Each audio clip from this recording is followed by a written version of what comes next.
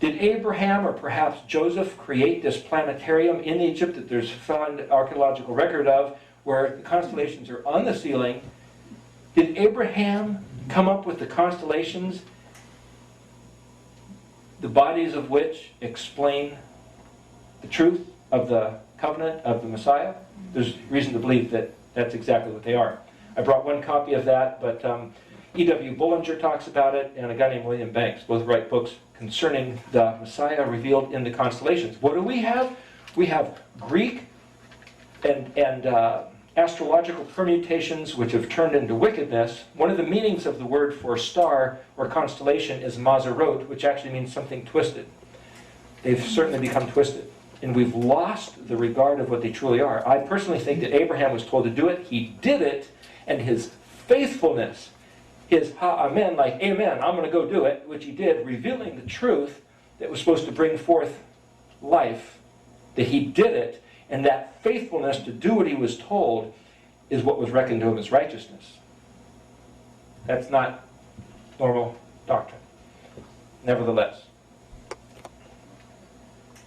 the psalmic then is a structural connection, like the menorah, like a tree. Structural connection, tav mem, end, last letter. End the birth. Abort, Daniel, abort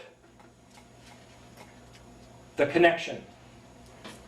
Daniel, if Daniel was told to take this letter and make it this letter, spin it around, psalmic, instead of proper structure, the words are lost. Ha-Debarim. Deber, the Debarim, the Deber, the words, the Debarim, the door to the house of the Messiah. The door to the house of Bet Resh. Aleph, Shin, Yod, Tav. The door to the house of the big man who made creation. Hide the door. Stop it up. Ruin it. Spin it up. It's spun out, and it's not been found for about, what, 3,000, 2,000 years now? Anyway. If we look at this then, we've already talked about those letters. Ve chetam, het, that's a fence. That's a perimeter, them. End. End to bring forth, close them up. So het on the one hand can mean, hey, it's the kingdom of heaven. We can enter the kingdom of heaven. But it's also a container. It's an imprisonment.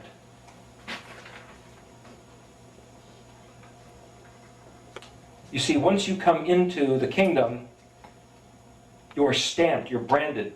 Yeshua said, those who are mine, I will not let go of. Nobody can take them out of my hand. Once you're truly his, you're stamped, you're sealed. But just like a prison, when you get in and you're given your number, you can't get out. The het is neither good nor bad. It's a fence, it's a perimeter, it's a container. Contain them and spin them. Daniel, the book, the Sefer. The Torah is known as the Sefer. That's what it's called. It's the scroll, it's the Sefer. Until the time that Kuf Zadok. Now, the question is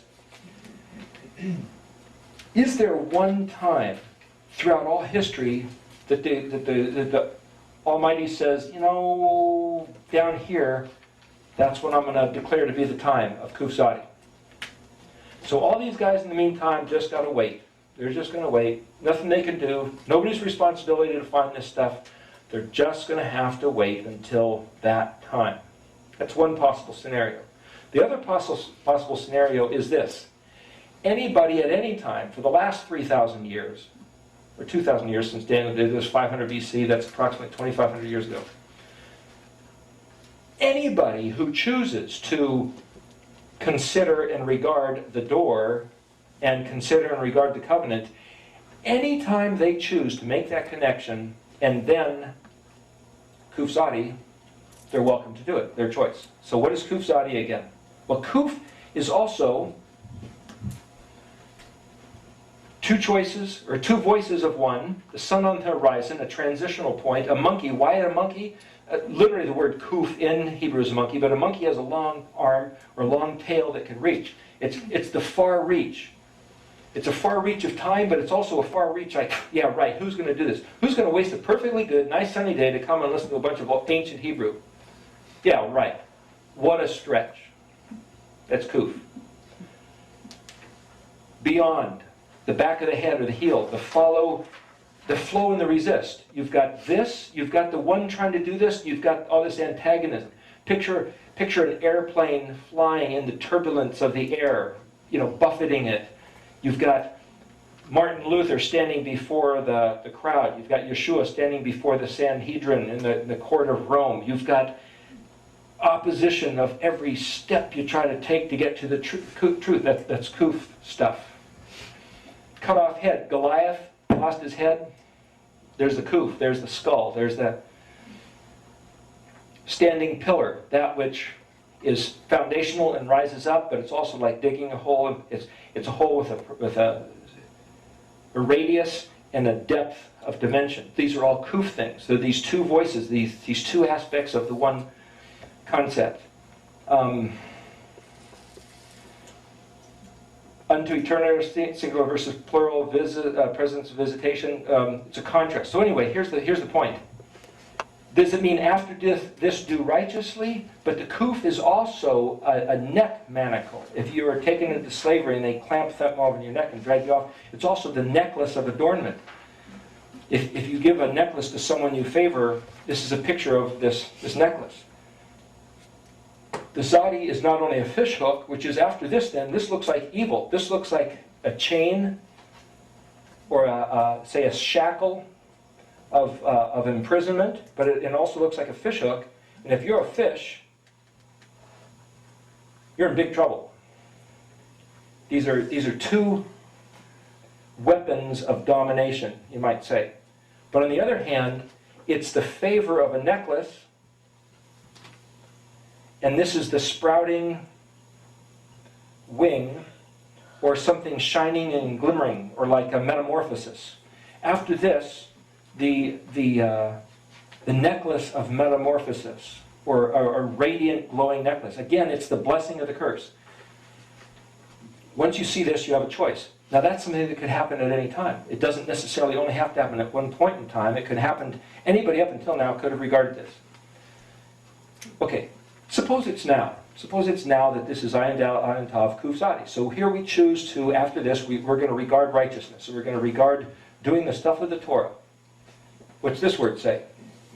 Well, if you don't know how to read it, here's a hand. Here's fire. Here's two tets. A tet is like a seal, so here's a double seal. And here's a man. In those shield, in the book of Revelation, it says that those who will basically endure are those who keep the commandments of the covenant and the testimony of Yeshua. It says that in two places. In Revelation, I think it's 12 and 14, those two chapters. If those are the two seals, then to keep the commandments of the covenant and the testimony of Yeshua, the man is safe from the hand wielding the torch of fire. People talk about coming destruction. People coming to talk about tribulation. Sounds like a hand wielding fire. Who's safe? The hand behind the double seal. What double seal? Testimony of Yeshua and the commandments of the covenant. What are the commandments of the covenant? The commandments, the chet kuf, which we talked about, of the covenant, which looks like the Sabbath day and the festivals, do justly, love mercy, and walk humbly with him. And the testimony of Yeshua. Here's a question. What was the testimony of Yeshua? Now somebody could say that the testimony of Yeshua was the story about Yeshua. I'm giving you testimony, Ayin Dalet, testimony and witness of Yeshua. It all depends on the meaning of what the word of is. The word of in Hebrew is mem or lamed. Mem means from or out of. the testimony that came out of Yeshua? Or is it the testimony about Yeshua? The other meaning of would be the Lamed. For example, if there's a psalm by David, it would say a psalm, the letter Lamed, David. So it can mean a psalm of David, a psalm by David. What is the testimony by Yeshua?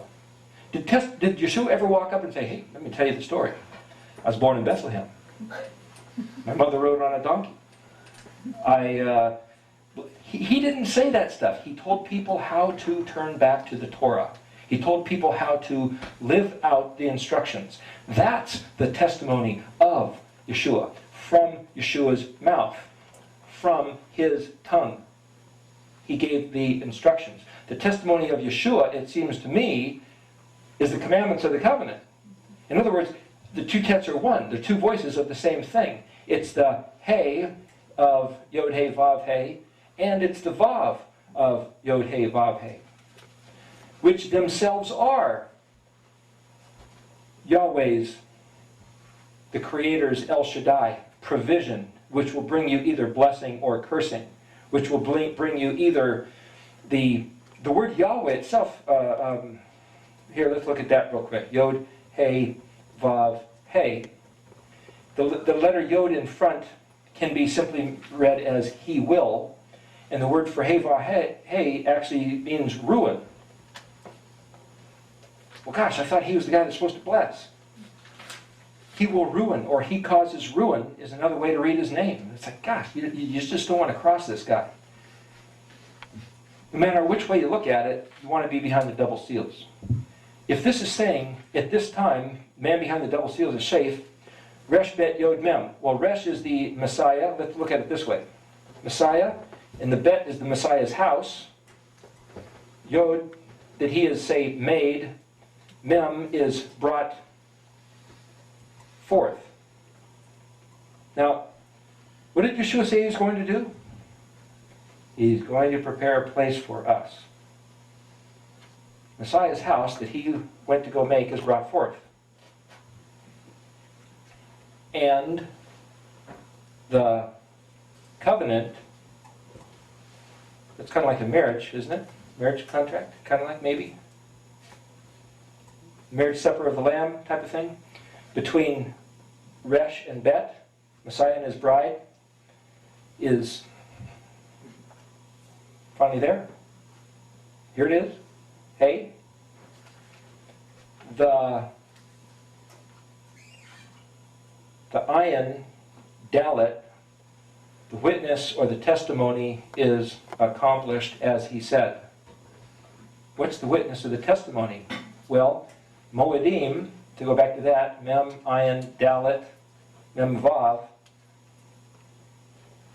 the testimony of the festivals is the testimony of the promises that are secured. And then Yod Mem is plural, but if you want to read that, it's He makes to be brought forth. So again, it goes back to what is the significance of the festival?